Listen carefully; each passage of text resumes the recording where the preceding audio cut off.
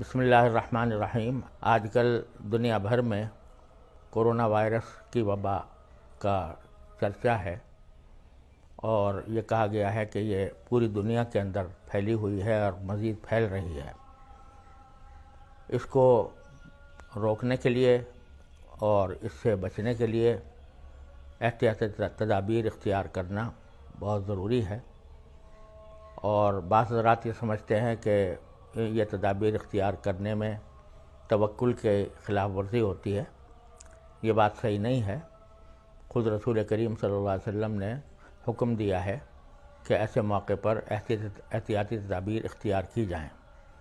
رسول کریم صلی اللہ علیہ وسلم نے طاعون کے بارے میں یہ فرمایا تھا کہ جب کسی جگہ طاعون پھیلے تو باہر کے لوگ اندر نہ جائیں، اندر کے لوگ باہر نہ آئیں۔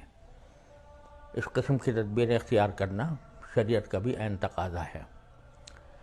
اس لیے اس موضوع پر جو ہماری حکومت کی طرف سے، محکمہ صحت کی طرف سے جو ہدایات دی جا رہی ہیں، ان ہدایات کی پابندی نہ صرف یہ کہ مناسب ہے بلکہ شرعی اعتبار سے بھی ضروری ہے، کیونکہ اگر حاکم وقت کسی مصلحت کی خاطر کسی بات کا حکم دے تو سب پر اس کی تعمیل اور اس کی پابندی لازمی ہو جاتی ہے۔ خاص طور سے جہاں پر بڑے اجتماعات ہوں ان کے اندر اس وائرس کے پھیلنے کا خطرہ زیادہ رہتا ہے، تو جو بڑے اجتماعات ہیں وہ یا تو منعقد نہ کیے جائیں، ان کو مؤخر کیا جائے۔ جیسے شادی بیاہ کے اجتماعات ہیں، تو ویسے بھی شادی بیاہ کے اندر سنت یہی ہے کہ اختصار اور سادگی کے ساتھ وہ تقریب منعقد کی جائے اور کوئی بڑا اجتماع نہ کیا جائے۔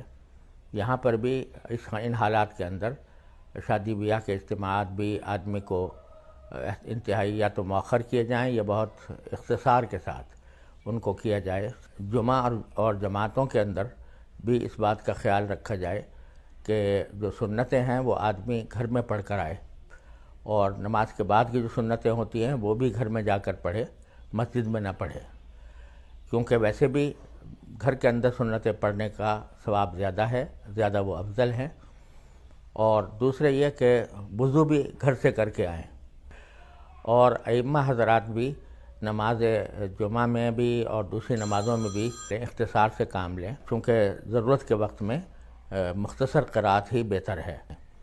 اسی طرح جو ہدایات محکمہ صحت کی طرف سے دی گئی ہیں کہ اگر وبا زیادہ پھیل جائے تو مصافحہ کرنے سے بھی پرہیز کریں، تو اگر یہ ہدایت آتی ہے تو اس پر بھی عمل کرنا چاہیے۔